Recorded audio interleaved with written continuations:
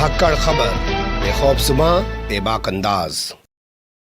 धाकड़ खबर के न्यूज़ से मैं आपके साथ हूं अकरम रिजकान। अगर कुछ मुस्लिम नौजवानों द्वारा सर तन से जुदा करने जैसा विवादित नारा लगाने का कोई कथित मामला भी, ध्यान से सुनिए, थोड़ा गौर से सुनिए, सर तन से जुदा करने जैसा विवादित नारा लगाने का कोई कथित मामला भी अगर सामने आ जाता है तो पुलिस और मीडिया पत्ता हिलने से पहले ही पेड़ को काट डालने वाले कमांडो की भूमिका में आ जाती है और सब कुछ नेस्तो नाबूद करने पर तुल जाती है। कोई जांच की भी बात नहीं की जाती है। अगर कोई मुस्लिम मौलाना, अगर कोई मुस्लिम नेता किसी एक जगह पर बैठकर अकेले भी कोई बयान देता है और कहता है कि मदरसों का सर्वे करने आने वालों का स्वागत जूते और चप्पलों से करना, तो भी पुलिस और मीडिया सब कुछ नेस्तो नाबूद करने पर तुल जाता है। लेकिन अगर भगवा गैंग से जुड़े लोग बाकायदा मंच लगाकर जहर उगलते हैं, लोगों को मारने काटने की बात करते हैं, मस्जिदों मदरसों को मिसमार करने की बात करते हैं, दिल्ली में दंगे भड़काने की बात करते हैं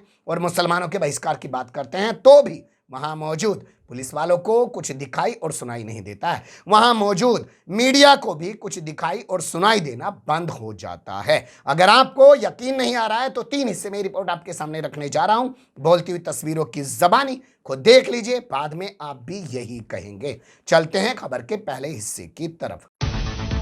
खबर के पहले हिस्से में वो चीजें आपके सामने रखना चाहता हूं जिन्हें देखकर आपको अंदाजा हो जाएगा कि पुलिस कैसे और मीडिया कैसे पत्ता हिलने से पहले ही पेड़ काट डालने वाला कमांडो बन जाती है। खबर आ रही है आजमगढ़ से। कहा गया है कि 12 वफात के जुलूस के दौरान यहां पर सरतन से जुदा करने जैसे नारे लगाए गए हैं। पहले वीडियो देख लीजिए, फिर यहां का एसपी क्या बोल रहा है वो बताऊंगा।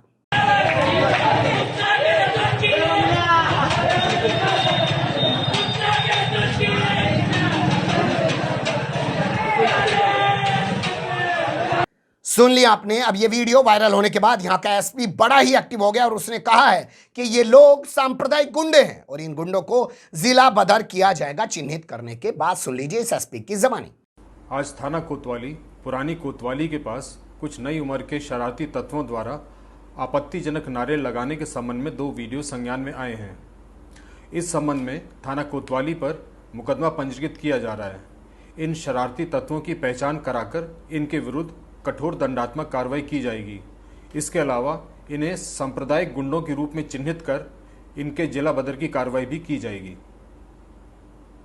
बहुत अच्छी बात है। ऐसा एसपी, ऐसा अधिकारी हर जिले में होना चाहिए। लेकिन न जाने आजमगढ़ का जितना एक्टिव ये एसपी नजर आ रहा है, ऐसी एक्टिव पुलिस पूरे उत्तर प्रदेश की क्यों नजर नहीं आती है भगवा गैंग से जुड़े हुए मामलों में, या राजधानी दिल्ली की, या उन जगह की जहां जहां पे भाजपा का शासन है। अब एक खबर ऐसी ही और आपके सामने रख रहा हूं। मौलाना साजिद रशीदी, आपने देखे होंगे, रोजाना टीवी डिबेट में बैठे रहते हैं, अपने बोल बचनों के लिए जाने पहचाने जाते हैं। तो उन्होंने एक बयान दे दिया, 2-3 हफ्ते पुराना उनका बयान है, और उन्होंने कह दिया कि मदरसों का सर्वे करने जो भी आएगा उसे 2009 का सुप्रीम कोर्ट का आदेश दिखा देना और जूते चप्पलों से उसका स्वागत करना। इस पर मीडिया का खून कैसे खोल उठा वो देख लीजिए आप न्यूज़ 18 इंडिया की इस रिपोर्ट में।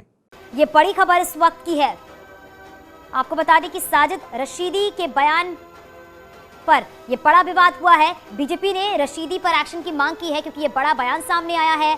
रशीदी हमले के लिए उकसा रहे हैं, बीजेपी ने कहा है, और साथ ही सख्त कार्रवाई होनी चाहिए रशीदी के खिलाफ, यह भी बीजेपी की तरफ से कहा गया है। और बीजेपी की तरफ से यह भी कहा है रशीदी नहीं चाहती हैं कि मुस्लिमों का विकास हो। और सबसे बड़ी बात तो यह है, रशीदी ने कही थी सर्वे टीम को जूते मारने की बात। तो आपने देख लिया किस तरीके से पुलिस, किस तरीके से मीडिया पत्ता हिलने से पहले ही पेड़ काट डालने वाला कमांडो बन जाती है और सब कुछ नेस्तो नाबूद करने पर तुल जाती है। जांच की भी कोई बात नहीं की जाती है। बेहतर होता है ये पुलिस वाला कहता कि पहले मैं जांच कराऊंगा, ऐसा वीडियो वायरल हो रहा है, लेकिन ये तो खुद ही कह रहा है सांप्रदायिक गुंडे, एक नया शब्द भी ले आया है। अब चलते हैं खबर के दूसरे हिस्से की तरफ। खबर के दूसरे हिस्से में मैं आपके सामने दिल्ली पुलिस का एक वीडियो रखने की कोशिश करूंगा और एक वीडियो रखूंगा पूर्व भारतीय जनता पार्टी के दिल्ली प्रदेश अध्यक्ष मनोज तिवारी का, जो वर्तमान समय में दूसरी बार लोकसभा सांसद हैं नॉर्थ ईस्ट सीट से। उन्हीं के इस लोकसभा क्षेत्र में एक मर्डर हुआ है जिसे मनीष मर्डर कहा जा सकता है। यहां बाकायदा पुलिस कह रही है कि हमने आरोपियों को पकड़ लिया है, भ्रामक सूचनाओं पर ध्यान न दें, यह मामला संप्रदाय से जुड़ा हुआ नहीं है, सांप्रदायिकरण करने की कोशिश ना करें, ऐसे लोगों के खिलाफ कार्रवाई की जाएगी। सुन लीजिए पुलिस अधिकारी को। कल शाम थाना नंदनगरी एरिया के सुंदर नगरी इलाके में मनीष नाम के युवक की 3 लड़कों ने चाकू से गोदकर हत्या कर दी। पुलिस ने तत्काल कार्रवाई करते हुए तीनों लड़कों को गिरफ्तार कर लिया है। चूंकि ये अलग अलग कम्युनिटी से आते हैं, ऐसे में कई तरह की हवा बनने लगी और इसे सांप्रदायिक रंग देने की कोशिश भी हुई है। ऐसे में मैं स्पष्ट कर देना चाहूँगा कि इसमें कम्युनल एंगल जैसा कुछ नहीं है। आपसी दुश्मनी को लेकर झगड़ा रहा और 1 साल पहले भी मनीष की साइड से जो FIR हुई थी, जिसमें ये साथ में इनका खाते पीते हुए झगड़ा हुआ और उसमें 2 लोग ऑलरेडी जेल में हैं और कल भी तीनों लोगों को गिरफ्तार कर लिया गया है। परिवार के प्रति हमारी पूरी संवेदनाएं हैं और this case will be investigated thoroughly. जो भी भीड़ में शामिल शरारती तत्व गलत मंसूबों को अंजाम देने की कोशिश करेगा, उसे सख्ती से निपटा जाएगा। इलाके के लोगों से ये अपील रहेगी कि सभी लोग शांति व्यवस्था बनाए रखने में दिल्ली पुलिस का सहयोग करें। धन्यवाद।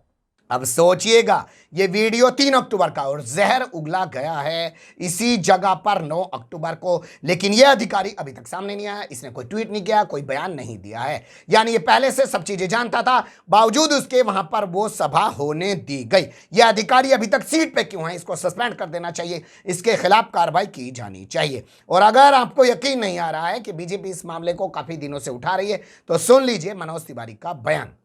दोस्तों, आज दिल्ली के हमारी लोकसभा, उत्तर पूर्वी दिल्ली लोकसभा के सुंदर नगरी में एक बहुत दर्दनाक हादसा हुआ है।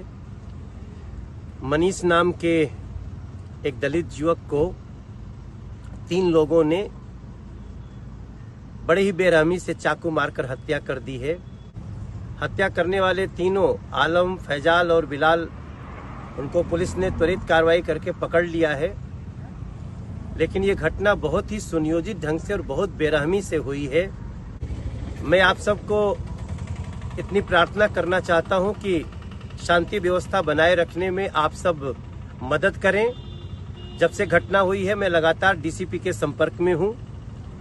दोषियों को कड़ी से कड़ी सजा होने तक हम चैन से नहीं बैठेंगे और मेरा पूरा विश्वास है कि पुलिस जल्दी ही इन जो ये 3 अपराधी हैं, इस केस में जो आरोपी हैं, उनके घरों की भी तलाशी लेगी, क्योंकि हमें जिस प्रकार की घटना हुई है उससे पूरा विश्वास है कि इसके पीछे, इस बेरहमी के पीछे बड़ी साजिश छुपी हुई है।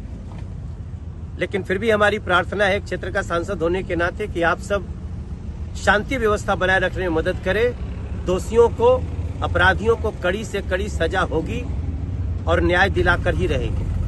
सुन लिया आपने मनोज तिवारी का बयान। वो कह जरूर रहे हैं कि भैया उनके घरों की तलाशी ली जानी चाहिए, वो लोग पकड़े गए हैं और इस मामले का सांप्रदायिकरण करने की बात वो भी नहीं कर रहे हैं, लोगों से शांति बनाए रखने की अपील कर रहे हैं। लेकिन बावजूद उसके कल वहां जहर उगला गया है। यहां जहर वाली बात आपके सामने रखूं उससे पहले आपको यह भी बता देना चाहता हूं कि इसी इलाके के आसपास का रहने वाला बताया जाता है कपिल मिश्रा। वही कपिल मिश्रा जिसका हाथ बताया जाता है दिल्ली में हुए दंगों के मामले में। वो मनीष मर्डर के मामले में शांत बैठा हुआ, शायद इसलिए क्योंकि मनीष दलित समाज से आता है और कपिल मिश्रा आप जानते हैं ब्राह्मण जाति से ताल्लुक रखता है। ये है भाई, आपको बता दिया है। लेकिन कल क्या हुआ है और मीडिया और पुलिस कैसे मूक बधिर बन गए, जिन्हें दिखाई और सुनाई देना बंद हो गया, वो अब तस्वीरों की ज़बानी देख लीजिए खबर के तीसरे हिस्से में।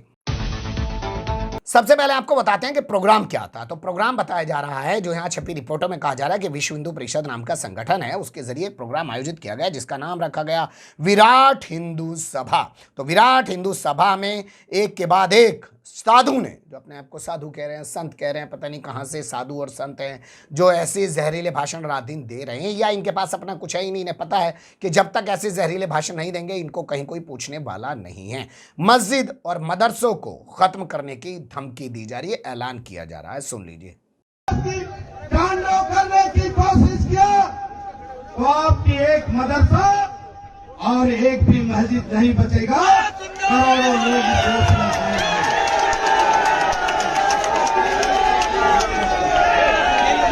हिंदुओं को कमजोर मत समझो। हिंदू भारत का संविधान मानता है। अगर इस भारत में बुद्ध पैदा हुआ है तो राम भी आपकी गर्दन को काटने के लिए पैदा हुआ है। ये मुल्ले सोच लो। कृष्ण भी पैदा हुआ है। इसलिए मैं बता देना चाहता हूं, अगर इस देश में रहना है तो इस देश